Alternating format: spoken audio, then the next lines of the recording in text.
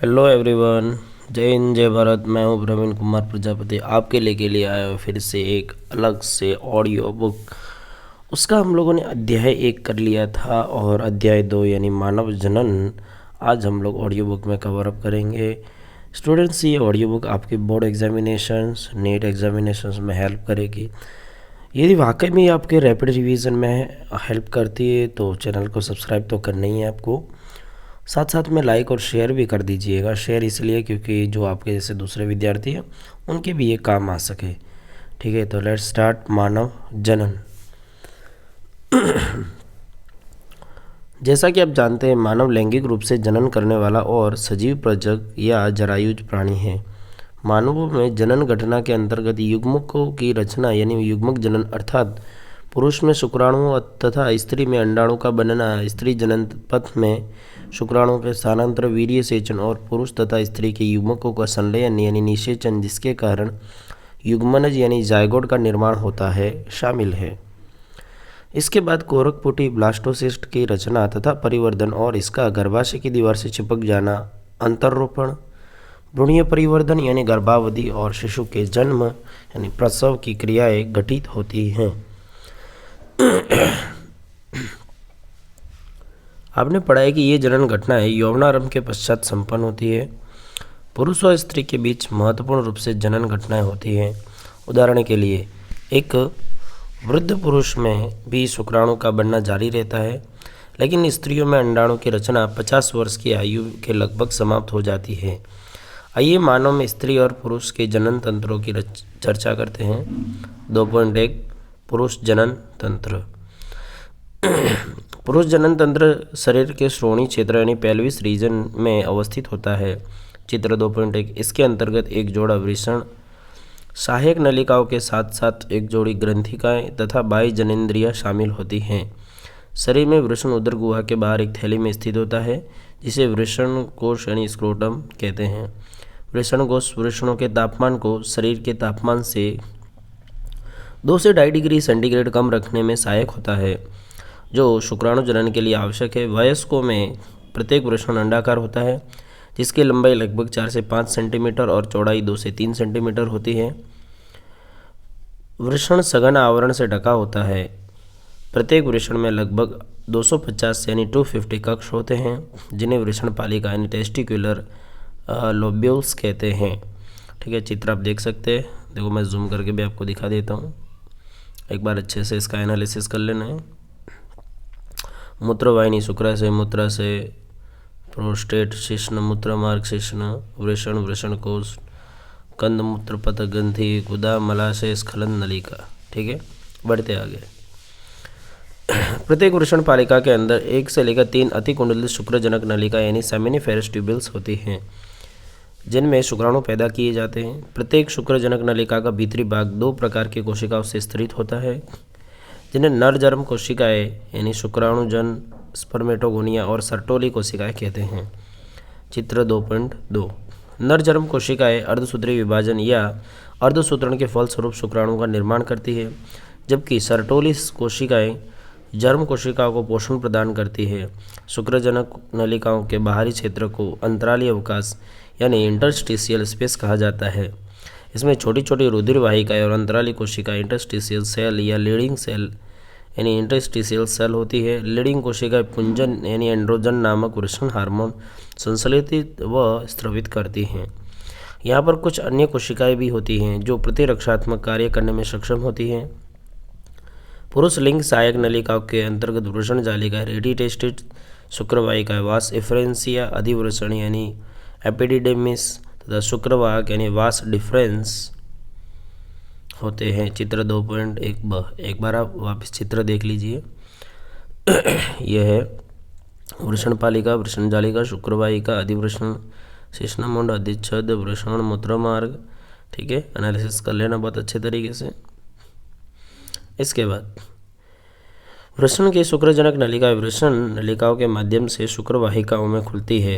ये शुक्रवाहिका वृषण से चलकर अधिवृषण में खुलती हैं, जो प्रत्येक वृषण के पश्च सतह पर स्थित होती हैं। ये वृषण शुक्रवाहक की ओर बढ़ते हुए उदर की ओर ऊपर जाती है और मूत्राशय के ऊपर की ओर लूप बनाती है। इसमें शुक्राशय से एक वाहिनी आती है और मूत्र मार्ग में स्खलनीय वाहिनी के रूप में खुलती है। चित्र 2.1 ये नलिकाएं वृषण से प्राप्त शुक्राणुओं का भंडारण तथा मूत्र मार्ग से इनका स्थानांतरण करती है। मूत्र मार्ग मूत्राशय से निकलकर पुरुष के शिश्न यानी पेनिस के माध्यम से गुजरता हुआ बाहर की ओर एक छिद्र के रूप में खुलता है, जिसे मूत्राशय मुख यानी यूरेथ्रल मीएटस कहते हैं। शिश्न पुरुष की बाहरी जनेंद्रिय हैं। चित्र 2.1 और वह में आप देख सकते थे। यह विशेष प्रकार के ऊतकों का बना होता है जो शिश्न के उद्घर्षण या उठान यानी इरेक्शन में सहायता प्रदान करता वीर्यसेचन यानी इंसेमिनेशन को सुगम बनाता है। शिश्न का अंतिम वर्धित भाग शिश्नमुंड यानी ग्लांस पेनिस कहलाता है, जो ढीली त्वचा से ढका होता है, जिसे अग्रज छद यानी फोर स्किन कहते हैं। पुरुष लिंग की सहायक ग्रंथियों चित्र 2.1 ब के अंतर्गत एक जोड़ा शुक्राशय, एक पुरुषस्तनी प्रोस्टेट ग्रंथि तथा एक जोड़ा बल्बो यूरेथ्रल ग्रंथियाँ शामिल होती हैं। इन ग्रंथियों का स्राव शुक्रिय यानी सेमिनल प्लाज्मा का निर्माण करता है, जो फ्रुक्टोज यानी फल शर्करा, कैल्शियम तथा कुछ प्रकीर्ण यानी एंजाइम से भरपूर होता है। बल्बो यूरेथ्रल ग्रंथियों का स्राव मैथुन के दौरान शिश्न में स्नेहन यानी लुब्रिकेशन प्रदान करने में भी सहायक होता है। 2.2 स्त्री जनन तंत्र। चित्र आप देख सकते हैं एक बार अच्छे से। स्त्री जनन तंत्र के अंतर्गत एक जोड़ा अंडाशय यानी ओवरी के साथ साथ एक जोड़ा अंडवाहिनी यानी ओविडक्ट, एक गर्भाशय यानी यूटेरस, एक गर्भाशय ग्रीवा यानी सर्विक्स तथा एक योनि यानी वेजाइना और बाह्य जनेंद्रिय यानी एक्सटर्नल जेनेटिया शामिल होते हैं, जो श्रेणी क्षेत्र में होते हैं। जनन तंत्र के सभी अंग एक जोड़ा स्तन में ग्रंथियों यानी मेमरी ग्लैंड्स के साथ संरचनात्मक तथा क्रियात्मक रूप से जुड़े होते यानी संयोजित होते हैं। चित्र आप देख लीजिएगा।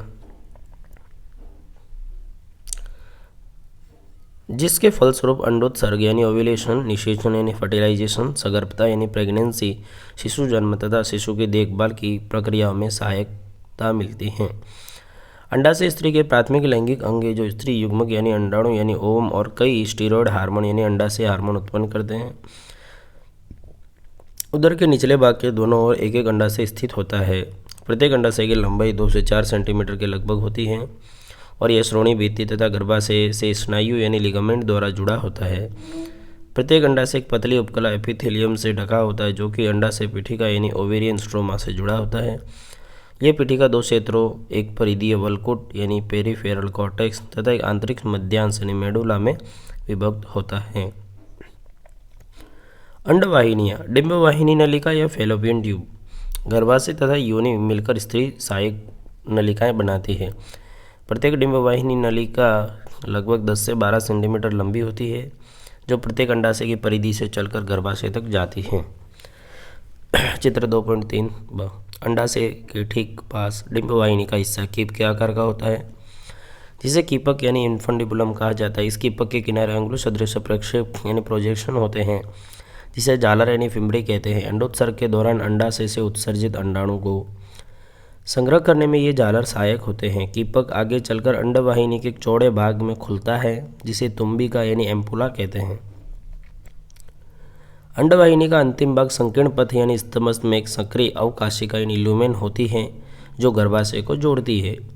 गर्भाशय केवल एक होता है और इसे बच्चादानी यानी वुम्ब भी कहते हैं। गर्भाशय का आकार उल्टी रखी गई नाशपाती जैसा होता है। यह श्रोणी भित्ति से स्नायुओं द्वारा जुड़ा होता है। गर्भाशय एक पतली ग्रीवा द्वारा योनि में खुलता है। ग्रीवा की गुहा को ग्रीवा नाल यानी सर्वाइकल कैनाल कहते हैं। चित्र 2.3 ब जो योनि के साथ मिलकर जन्म नाल यानी बर्थ कैनाल की रचना करती हैं। गर्भाशय की भित्ति ऊतकों की 3 परत वाली होती है। बाहरी पतली झिल्ली में स्तर को परिगर्भाशय यानी पेरीमेट्रियम, मध्यम मोटी चिकनी पेशी स्तर को गर्भाशय पेशी स्तर यानी मायोमेट्रियम और आंतरिक ग्रंथिल स्तर को गर्भाशय अंत स्तर यानी एंडोमेट्रियम कहते हैं, जो गर्भाशय गुहा को स्तरित करती हैं। आर्तव चक्र यानी मेंस्ट्रुएशन साइकिल के दौरान गर्भाशय के अंत स्तर में चक्रीय परिवर्तन होते हैं, जबकि गर्भाशय पेशी स्तर में प्रसव के समय काफ़ी तेज संकुचन होते हैं। स्त्री के बाह्य जनेंद्रिय के अंतर्गत जघन सेल यानी मॉन्स प्यूबिस, बृहद बगोश यानी लेबिया मेजोरा, लघु बगोष्ठ यानी लेबिया माइनोरा, योनिच्छद यानी हाइमेन और बग शेप यानी क्लाइटोरिस आदि होते हैं। चित्र 2.3 अ। चित्र देख लेते हैं, कहाँ गया चित्र है। ओके, दिस वाज चित्र, कोई बात नहीं, ये रहा चित्र 2.3 अ। ठीक है, ये बाह्य जनेंद्रियों के नाम है। ठीक है, आगे बढ़ते हैं।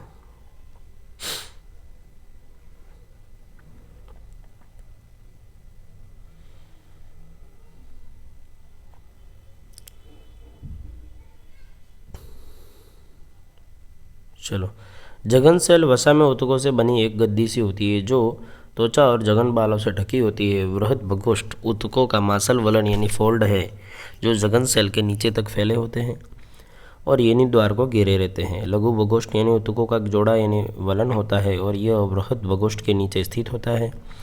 योनि का द्वार प्राय एक पतली झिल्ली जिसे योनिच्छद कहते हैं आंशिक रूप से ढका होता है। बग से एक छोटी सी उंगली जैसी संरचना होती है जो मूत्र द्वार के ऊपर बृहद बगोष्ठ के ऊपर मिलन बिंदु के पास स्थित होती है।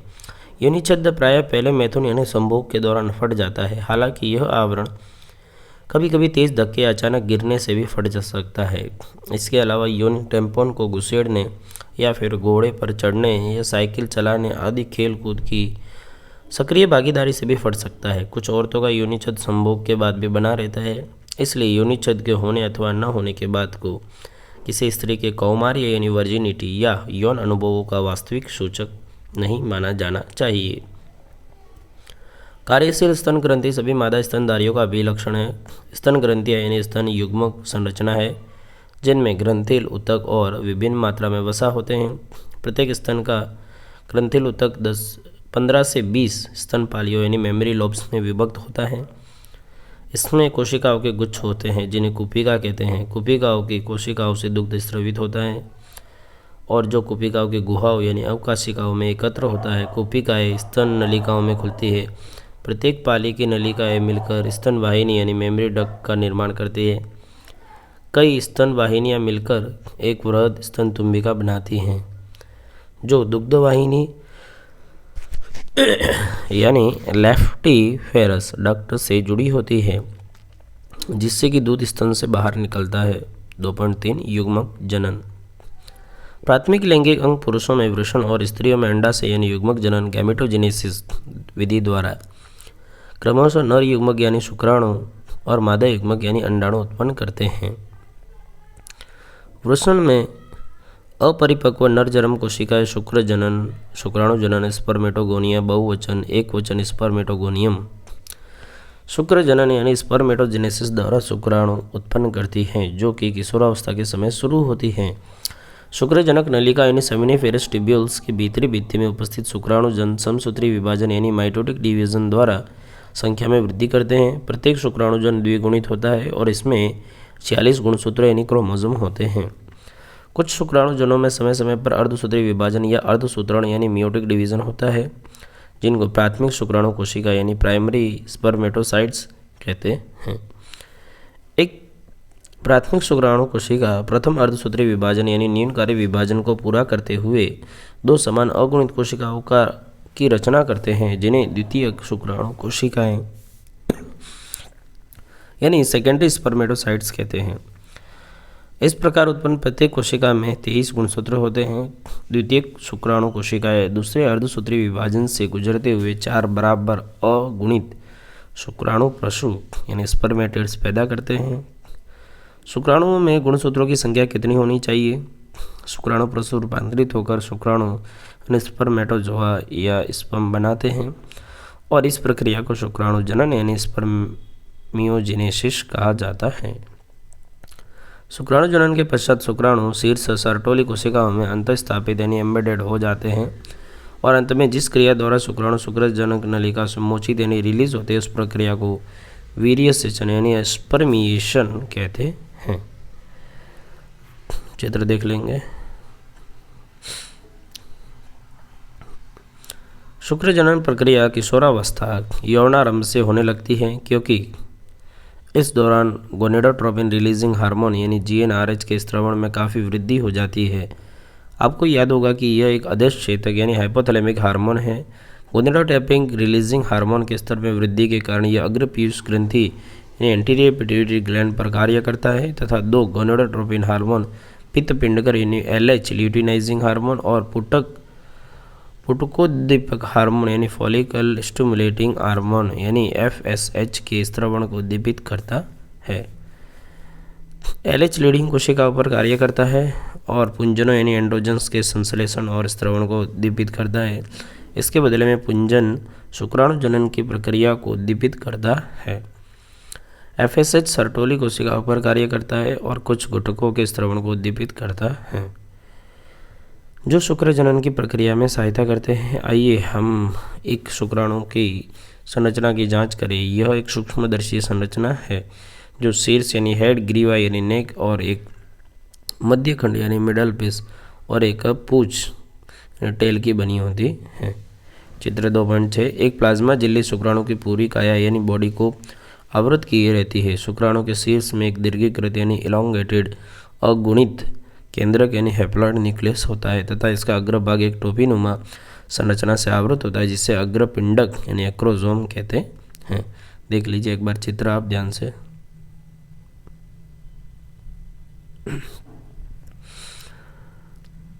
यह अग्रपिंडक उन प्रकीर्णकों यानी एंजाइम से भरा होता है जो अंडाणु के निषेचन में मदद करते हैं। शुक्राणु के मध्य खंड में असंख्य सूत्रकणिका यानी माइटोकॉन्ड्रिया होती है जो पूंछ को गति प्रदान करने के लिए ऊर्जा उत्पन्न करती है, जिसके कारण शुक्राणु को निषेचन करने के लिए आवश्यक गतिशीलता प्रदान करना सुगम बनाता है। मैथुन क्रिया के दौरान पुरुष 20 से 30 करोड़ शुक्राणु स्खलित करता है। सामान्य उर्वरता यानी अबंधता से लगभग 60% शुक्राणु निश्चित रूप से सामान्य आकार और आकृति वाले होने चाहिए। इनमें से कम 40% आवश्यक रूप से सामान्य जनन क्षमता के लिए तीव्र गतिशीलता प्रदर्शित करते हैं। शुक्रजनक नलिकाओं से मोचित यानी रिलीज्ड शुक्राणु सहायक नलिकाओं द्वारा वाहित यानी ट्रांसपोर्टेड होते हैं। शुक्राणुओं की परिपक्वता एवं गतिशीलता के लिए अधिवृषण, शुक्रवाहक, शुक्राशय तथा पुरस्थ ग्रंथियों का स्त्रवण भी आवश्यक है। शुक्राणुओं के साथ साथ शुक्राणु प्लाज्मा मिलकर वीर्य यानी सीमेन बनाते हैं। पुरुष की सहायक नलिकाओं और ग्रंथियों के कार्यों को वृषण हार्मोन यानी एंड्रोजन्स बनाए रखता है। एक परिपक्व मादा युग्मक के निर्माण की प्रक्रिया को अंड जनन यानी oogenesis कहते हैं, जो कि पुरुष के शुक्राणु जनन से स्पष्ट रूप से भिन्न है। अंड जनन की शुरुआत भ्रूणीय परिवर्धन चरण के दौरान होती है, जब कई मिलियन मात्र युग्मक कोशिका यानी अंड जननी यानी उगोनिया प्रत्येक भ्रूणीय अंडाशय के अंदर विनिर्मित होती हैं।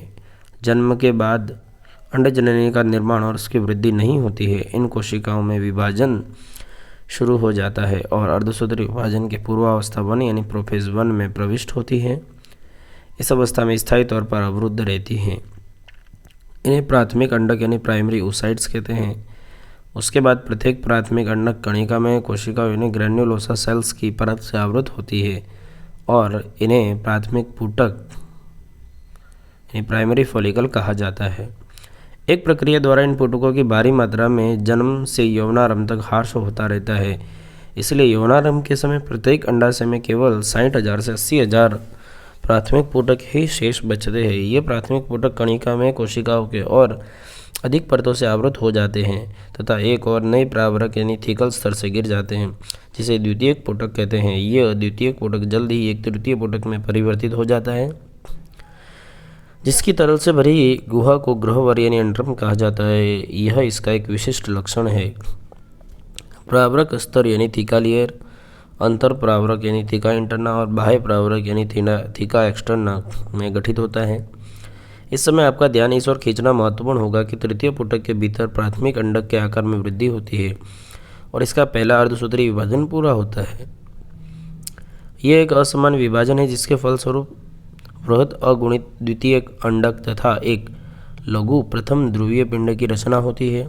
चित्र 2.8 द्वितीय अंडक प्राथमिक अंडक के पोषक से भरपूर कोशिका प्रद्रव्य यानी साइटोप्लाज्म की मात्रा को संचित रखती है। क्या आपको इसके किसी लाभ के बारे में सोच सकते हैं? क्या पहले अर्धसूत्री विभाजन से उत्पन्न प्रथम ध्रुवीय पिंड में और अधिक विभाजन होता है या इसमें ह्रास होता है? वर्तमान में हम इसके बारे में सुनिश्चित रूप से कुछ नहीं कह सकते हैं। तृतीय पुटक आगे चलकर परिपक्व पुटक यानी ग्राफी पुटक यानी ग्राफियन फॉलिकल में परिवर्तित हो जाता है। चित्र 2.7। द्वितीयक अंडक अपने चारों ओर एक नई झिल्ली का निर्माण करता है जिसे पारदर्शी अंडावरण यानी जोना पेल्यूसिडा। अब ग्राफी पुटक फटकर द्वितीय अंडक यानी अंडाणु को अंडाशय से मोचित करता है। इस प्रक्रिया को अंडोत्सर्ग यानी ओव्यूलेशन कहा जाता है। क्या आप शुक्र जनन और अंड जनन के बीच प्रमुख अंतरों को पहचान सकते हैं? यहाँ शुक्र जनन और अंड जनन के बारे में नीचे एक आरेखीय प्रस्तुति दी गई है। चित्र 2.8 और ब। ठीक है, वो नीचे नहीं है, ऊपर दी गई है, देख लीजिए दोनों में अंतर और डिफरेंस देख लिया चित्र आपने। ओके, बढ़ते। अरे यार, ये मेरा कंप्यूटर। ओके, अब आया 2.4 आर्तव चक्र यानी पीरियड साइकिल। मादा प्राइमेट हो यानी बंदर, कपी एवं मनुष्य आदि में होने वाले जनन चक्र को आर्तव चक्र यानी मेंस्ट्रुएशनल साइकिल या सामान्य जनों की भाषा में मासिक धर्म या महावारी कहते हैं। प्रथम ऋतुस्राव रजोधर्म यानी मेंस्ट्रुएशन की शुरुआत यौवनारंभ पर शुरू होती है जिसे रजोदर्शन यानी मेनार्के कहते हैं। स्त्रियों में यह आर्तव चक्र प्रायः 28 से 29 दिनों की अवधि के बाद दोहराया जाता है। इसलिए एक रजोधर्म से दूसरे रजोधर्म के बीच की घटना चक्रों को आर्तव चक्र यानी मेंस्ट्रुअल साइकिल कहा जाता है। प्रत्येक आर्तव चक्र के मध्य में एक अंडाणु उत्सर्जित किया जाता है या अंडोत्सर्ग होता है। आर्तव चक्र की प्रमुख घटनाओं को चित्र 2.9 में दर्शाया गया है। आर्तव चक्र की शुरुआत आर्तव प्रावस्था से होती है जबकि रक्तस्राव होने लगता है। एक रक्तस्राव 3 से 5 दिनों तक जारी रहता है। गर्भाशय से इस रक्तस्राव का कारण गर्भाशय के अंतःस्तर परत और इसकी रक्त वाहिनियों के नष्ट होना है जो एक तरल का रूप धारण करता है और योनि से बाहर निकलता है। रोजेधर्म तभी आता है जब मूर्जित अंडाणु निषेचित नहीं हुआ हो। रोजेधर्म की अनुपस्थिति गर्भधारण का संकेत है। यद्यपि इसके अन्य कारण जैसे कि तनाव, निर्बल स्वास्थ्य आदि भी हो सकते हैं। आर्तव प्रावस्था के बाद पुटकीय प्रावस्था आती है। इस प्रावस्था के दौरान गर्भाशय के भीतर के प्राथमिक पुटक में वृद्धि होती है और यह पूर्ण ग्राफी पुटक बन जाता है तथा इसके साथ साथ गर्भाशय में प्रचुरोद्भवन यानी प्रोलिफरेशन के द्वारा गर्भाशय अंतःस्तर पुनः पैदा हो जाता है। अंडाशय और गर्भाशय के परिवर्तन पीयूष ग्रंथि तथा अंडाशय हार्मोन की मात्रा के स्तर में बदलावों को प्रेरित होते हैं। चित्र 2.9 पुटक प्रावस्था के दौरान गोनेडोट्रोपिन यानी LH एवं FSH का स्रावण धीरे धीरे बढ़ता है। यह स्राव पुटक परिवर्तन के साथ साथ वर्धमान पुटक द्वारा एस्ट्रोजन के स्रावण को उद्दीपित करता है। LH तथा FSH दोनों ही आर्तव चक्र के मध्य लगभग 14वें दिन अपनी उच्चतम स्तर को प्राप्त करते हैं। मध्य चक्र के दौरान LH का तीव्र स्रावण जब अधिकतम स्तर पर होता है तो इसे LH सर्ज कहा जाता है। यह ग्राफी पुटक के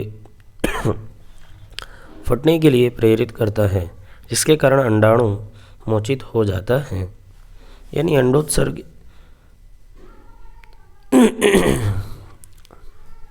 सॉरी स्टूडेंट्स, अंडोत्सर्ग यानी ओव्यूलेशन होता है। अंडोत्सर्ग के पश्चात पित्त प्रावस्था होती है जिसके दौरान ग्राफी पुटक का शेष बचा हुआ भाग पित्तपिंड यानी कार्पस ल्यूटियम का रूप धारण कर लेता है।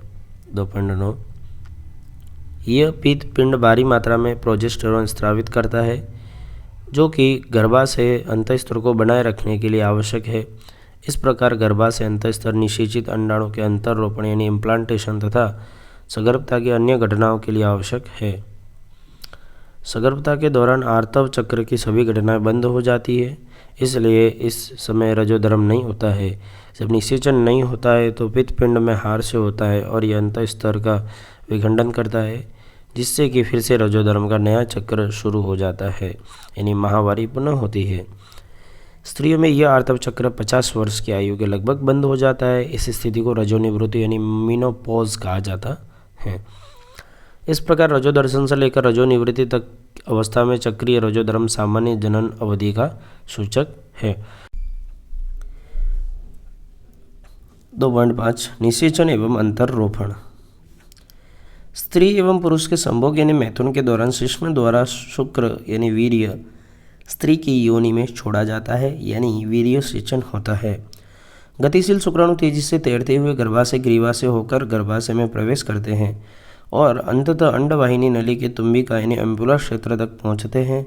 इसी बीच अंडाशय द्वारा मोचित अंडाणु भी तुम्बिका क्षेत्र तक पहुंच जाता है और जहां निषेचन की क्रिया संपन्न होती है। निषेचन तभी हो सकता है यदि अंडाणु तथा शुक्राणु दोनों एक ही समय में तुम्बिका क्षेत्र पर पहुंच जाए। यही कारण है जिससे कि सभी संभोग क्रिया निषेचन व सगर्भता की स्थिति में नहीं पहुंच पाती है। शुक्राणु के साथ एक अंडाणु के संलयन की प्रक्रिया को निषेचन यानी फर्टिलाइजेशन कहते हैं। निषेचन के दौरान एक शुक्राणु यानी शुक्राणु अंडाणु के पारदर्शी अंडावरण यानी जोना पेलोसुडा के स्तर के संपर्क में आता है और अतिरिक्त शुक्राणुओं के प्रवेश को रोकने हेतु उसके उक्त रक्त में बदलाव प्रेरित करता है। इस प्रकार यह सुनिश्चित हो जाता है कि एक अंडाणु को केवल एक ही शुक्राणु निषेचित कर सकता है। अग्रपिंडक का स्त्रवण शुक्राणु के पारदर्शी अंडावरण के माध्यम से अंडाणु के कोशिका द्रव्य यानी साइटोप्लाज्म तथा प्लाज्मा भित्ति में प्रवेश करने में मदद करता है।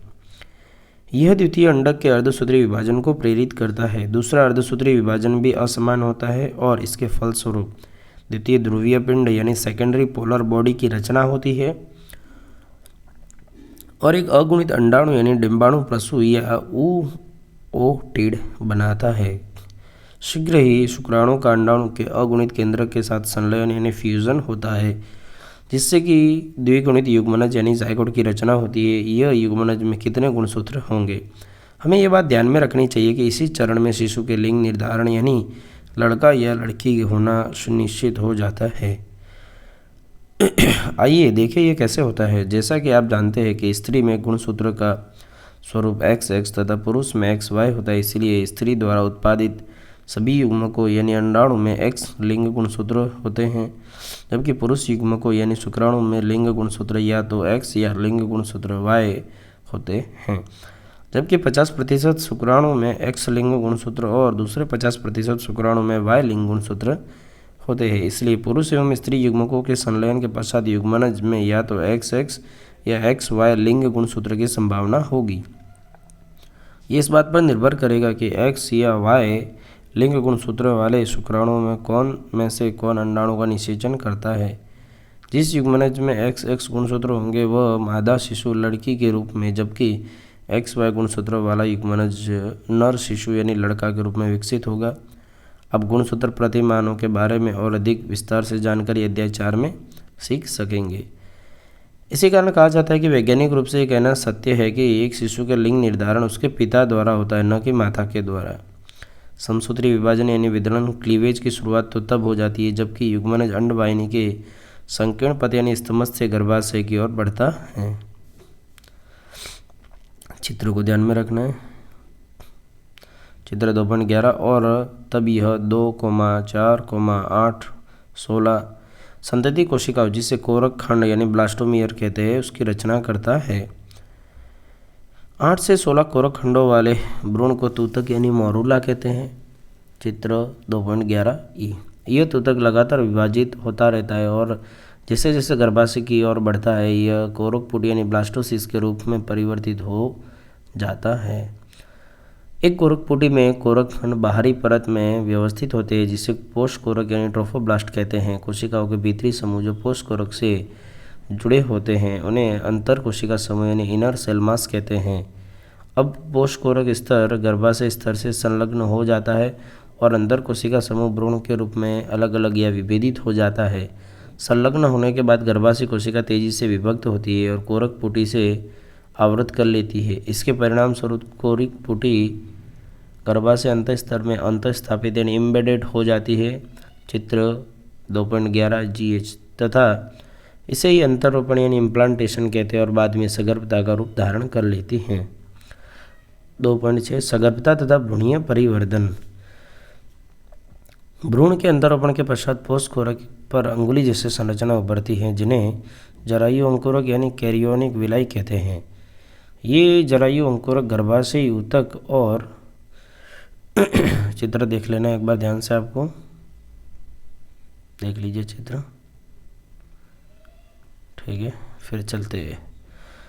मात्र रक्त से आच्छादित होते हैं। जरायु अंकुरक और गर्भाशय ऊतक एक दूसरे के साथ अंतरांगुली युक्त यानी इंटरडिजिटेड हो जाते हैं तथा संयुक्त रूप से परिवर्तनशील भ्रूण यानी गर्भ और मातृ शरीर के साथ एक संरचनात्मक तथा क्रियात्मक इकाई को गठित करते हैं, जिन्हें अपरा यानी प्लेसेंटा कहा जाता है। अपरा भ्रूण को ऑक्सीजन तथा पोषण की आपूर्ति एवं कार्बन डाइऑक्साइड तथा भ्रूण द्वारा उत्पन्न उत्सर्जन यानी एक्सक्रिएटरी अवशिष्ट पदार्थों को बाहर निकालने का कार्य करता है। यह अपरा एक नाभि रज्जु यानी एम्बिलिकल कॉर्ड द्वारा भ्रूण से जुड़ा होता है, जो भ्रूण तक सभी आवश्यक पदार्थों को अंदर लाने तथा बाहर ले जाने के कार्य में मदद करता है। अपरा अंतःस्रावी ऊतकों का भी कार्य करता है और अनेकों हार्मोन जैसे कि मानव जरायु गोनेडोट्रोपिन, ह्यूमन कैरियोनिक गोनेडोट्रोपिन यानी HCG, मानव अपरा लैक्टेजन यानी ह्यूमन प्लेसेंटल लैक्टोजन यानी HPL, एस्ट्रोजन, प्रोजेस्टेरोन आदि उत्पादित करता है। सगर्भता की उत्तरार्ध की अवधि में अंडाशय द्वारा रिलैक्सिन नामक हार्मोन भी स्रावित किया जाता है।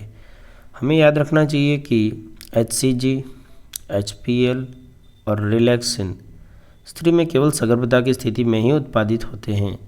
इसके अलावा दूसरे हार्मोन जैसे कि oestrogen, progesterone, cortisol, prolactin, thyroxine आदि की भी मात्रा सगर्भता के दौरान माता के रक्त में कई गुना बढ़ जाती है। इन हार्मोनों के उत्पादन में बढ़ोतरी होना भी भ्रूण वृद्धि, माता की उपापचयी क्रियाओं में परिवर्तनों तथा सगर्भता को बनाए रखने के लिए आवश्यक होता है। अंतरोपण के तुरंत बाद अंतरकोशिका समूह यानी भ्रूण बाह्य त्वचा यानी एक्टोडर्म नामक एक बाहरी स्तर और अंतस्त्वचा यानी एंडोडर्म नामक एक भीतरी स्तर में विभेदित हो जाता है। इस बाह्य त्वचा और अंतस्त्वचा के बीच जल्दी मध्यजन स्तर यानी मेसोडर्म प्रकट होता है। ये तीनों ही स्तर वयस्कों में सभी ऊतकों यानी अंगों का निर्माण करते हैं। यहाँ यह उल्लेख करना आवश्यक है कि इस अंतरकोशिका समूह में कुछ निश्चित तरह की कोशिका जिन्हें स्टेम कोशिका यानी स्टेम सेल्स कहते हैं समाहित रहती है, जिनमें यह क्षमता होती है कि वे सभी अंगों एवं ऊतकों को उत्पन्न कर सकती हैं। सगर्भता के विभिन्न महीनों में भ्रूण परिवर्धन के प्रमुख लक्षण क्या होते हैं? मानव में सगर्भता की अवधि 9 महीने की होती है। क्या आप जानते हैं कि कुत्ते, हाथियों, बिल्लियों में यह अवधि कितने महीनों की होती है? पता करें। मानव में 1 महीने की सगर्भता के बाद भ्रूण का हृदय निर्मित होता है। एक बढ़ते हुए भ्रूण का पहला संकेत स्टेथोस्कोप से उसके हृदय की धड़कनों को ध्यानपूर्वक सुना जा सकता है। सगर्भता के दूसरे माह के अंत तक भ्रूण के पाद और उंगलियां विकसित होती है। 12वें सप्ताह यानी पहली तिमाही के अंत तक लगभग सभी प्रमुख अंग तंत्रों की रचना हो जाती है। उदाहरण के लिए पाद एवं बाह्य जनन अंग अच्छी तरह विकसित हो जाते हैं। गर्भावस्था के 5वें माह के दौरान गर्भ की पहली गतिशीलता और सिर पर बालों का उगना सामान्यतः देखा जा सकता है। लगभग 24वें सप्ताह अंत तक यानी दूसरी तिमाही के अंत में पूरे शरीर पर कोमल बाल निकल आते हैं। आँखों की पलकें अलग अलग हो जाती है और बरौनियाँ बन जाती हैं। गर्भावस्था के 9वें माह के अंत तक गर्भ पूर्ण रूप से विकसित हो जाता है और यह प्रसव के लिए तैयार हो जाता है। प्रसव एवं दुग्ध स्त्रवण 2.7 मानव में सगर्भता की औसत अवधि लगभग 9.5 माह होती है, जिसे गर्भावधि यानी जेस्टेशन पीरियड कहते हैं। सगर्भता के अंत में गर्भाशय के जोरदार संकुचन के कारण गर्भ बाहर निकल आता है। गर्भ के बाहर निकलने की इस क्रिया को शिशु जन्म या प्रसव यानी पाश्चुरेशन कहते हैं। प्रसव एक जटिल तंत्रीय अंतःस्रावी यानी न्यूरोएंडोक्राइन क्रियाविधि द्वारा प्रेरित होता है। प्रसव के लिए संकेत पूर्ण विकसित गर्भ एवं अपरा से उत्पन्न होते हैं। हल्के यानी माइल्ड गर्भाशय संकुचनों को प्रेरित करते हैं, जिन्हें गर्भ उत्क्षेपण प्रतिवर्त यानी फीटल इजेक्शन रिफ्लेक्स कहते हैं। ये मात्र पीयूष ग्रंथि से ऑक्सीटोसिन के निकलने की क्रिया को सक्रिय बनाती है। ऑक्सीटोसिन गर्भाशय पेशी पर कार्य करता है और इसके कारण जोर जोर से गर्भाशय संकुचन होने लगते हैं। गर्भाशय संकुचन ऑक्सीटोसिन के अधिक स्रावन को उद्दीपित करता है। गर्भाशय संकुचन तथा ऑक्सीटोसिन स्राव के बीच लगातार उद्दीपक प्रतिवर्त के कारण यह संकुचन तीव्र से तीव्रतर होता जाता है। इससे शिशु माँ के गर्भाशय से जनन नाल द्वारा बाहर आ जाता है, यानी प्रसव संपन्न हो जाता है। शिशु को जन्म के तुरंत बाद ही अपरा भी गर्भाशय से बाहर निकल जाता है। आप क्या सोचते हैं? डॉक्टर प्रसव को प्रेरित करने के लिए इंजेक्शन देता है। स्त्री की स्तन ग्रंथियों में सगर्भता के दौरान कई प्रकार के बदलाव आते हैं और सगर्भता के अंत तक इनसे दूध उत्पन्न होने लगता है। इस प्रक्रिया को दुग्ध स्त्रवण यानी लैक्टेशन कहते हैं। ये माँ को अपने नवजात शिशु की आहार पूर्ति कराने में मदद देता है। दुग्ध स्त्रवण के आरंभिक कुछ दिनों तक जो दूध निकलता है उसे प्रथम स्तन्य या खीस यानी कोलोस्ट्रम कहते हैं, जिसमें कई प्रकार के प्रतिरक्षण यानी एंटीबॉडी तत्व समाहित होते हैं जो नवजात शिशु में प्रतिरोधी क्षमता उत्पन्न करने के लिए परम आवश्यक होते हैं। एक स्वस्थ शिशु की वृद्धि एवं विकास के लिए प्रसव के बाद आरंभ के कुछ माह तक शिशु को स्तनपान कराने की सलाह डॉक्टर देते हैं। सारांश: मानव लैंगिक रूप से जनन करने वाला सजीव प्रजक या जरायु यानी विविपेरस है। इसके पुरुष जनन तंत्र में एक जोड़ा वृषण, नरलिंग, सहायक नलिका, सहायक ग्रंथियां और बाह्य जननेंद्रियां शामिल होती हैं। प्रत्येक वृषण में लगभग 250 कक्ष होते हैं और इन्हें वृषण पालिका कहते हैं। प्रत्येक वृषण पालिका में 1 से लेकर 3 तक उच्च कुंडलित शुक्रजनक नलिकाएं होती हैं। प्रत्येक शुक्रजनक नलिका के भीतरी सतह शुक्राणुजनों और सर्टोली कोशिकाओं से स्तरित होती हैं। शुक्राणुजनों में अर्धसूत्री विभाजन के फलस्वरूप शुक्राणु का निर्माण होता है, जबकि सर्टोली कोशिकाएं विभाजित होने वाली जर्म कोशिकाओं को पोषण प्रदान करती हैं। शुक्रजनक नलिकाओं के बाहर लीडिंग कोशिका यानी वृषण हार्मोन एंड्रोजन का संश्लेषण और स्रवण करती हैं। पुरुष के बाहरी जननेंद्रियों को शिश्न कहा जाता है। स्त्री जनन तंत्र के अंतर्गत एक जोड़ा अंडाशय, एक जोड़ा अंडवाहिनी, एक गर्भाशय, एक योनि, बाह्य जननेंद्रिय और एक जोड़ा स्तन ग्रंथियां होती हैं। अंडाशय से मादा युग्मक अंडाणु तथा कुछ स्टेरॉयड हार्मोन अंडाशय हार्मोन पैदा होते हैं। अंडाशय पुटक अपने परिवर्धन के विभिन्न चरणों में पीठिका यानी स्ट्रोमा में अंतःस्थापित होते हैं। अंडवाहिनी, गर्भाशय और योनि स्त्री की सहायक जनन नलिकाएं हैं। गर्भाशय की दीवार में 3 स्तर होते हैं जिन्हें परिगर्भाशय स्तर, गर्भाशय पेशी स्तर, गर्भाशय अंतःस्तर कहते हैं। स्त्री के बाह्य जननेंद्रिय के अंतर्गत जघनशैल, बृहद्बगोष्ठ, लघुबगोष्ठ, योनिच्छद, भगक्षेप शामिल होते हैं। स्त्री की स्तन ग्रंथियां उसकी एक गौण लैंगिक अभिलक्षण है। शुक्राणु जनन के कारण शुक्राणु का निर्माण होता है जो पुरुष लिंग की सहायक नलिकाओं द्वारा वाहित किए जाते हैं। एक सामान्य मानव शुक्राणुओं में एक शीर्ष, ग्रीवा, मध्यखंड और एक पुच्छ होती है। एक परिपक्व स्त्री युग्मक के निर्माण की प्रक्रिया अंड जनन कहलाती है। मादा प्राइमेटों के जनन चक्र को आर्तव चक्र कहते हैं। आर्तव चक्र की शुरुआत स्त्री के लैंगिक रूप से परिपक्व होने यौनारंभ पर ही होती है। प्रति आर्तव चक्र में अंडोत्सर्ग के दौरान केवल एक अंडाणु मोचित होता है। आर्तव चक्र के दौरान अंडाशय तथा गर्भाशय में चक्रीय परिवर्तन पीयूष ग्रंथि तथा अंडाशय हार्मोन के स्तर में बदलाव से प्रेरित होता है। मैथुन के अंत में योनि शुक्राणु योनि से स्वयं संकीर्ण पद तथा तुम्बिका की ओर वाहित होते हैं। यहाँ शुक्राणु अंडाणु का निषेचन करता है और उसके पश्चात द्विगुणित युग्मनज की रचना होती है। शुक्राणु में मौजूद X या Y गुणसूत्र के कारण भ्रूण की लिंग निर्धारण होता है। युग्मनज में लगातार समसूत्री विभाजन होता है जिससे कि कोरकपुटी का निर्माण होता है। ये कोरकपुटी गर्भाशय का भित्ति में अंतरोपित हो जाती है जिसके फलस्वरूप गर्भधारण होता है। 9 महीने तक गर्भधारण के पश्चात गर्भ पूर्ण रूप से विकसित और प्रसव के लिए तैयार हो जाता है। शिशु जन्म की प्रक्रिया को प्रसव कहा जाता है जो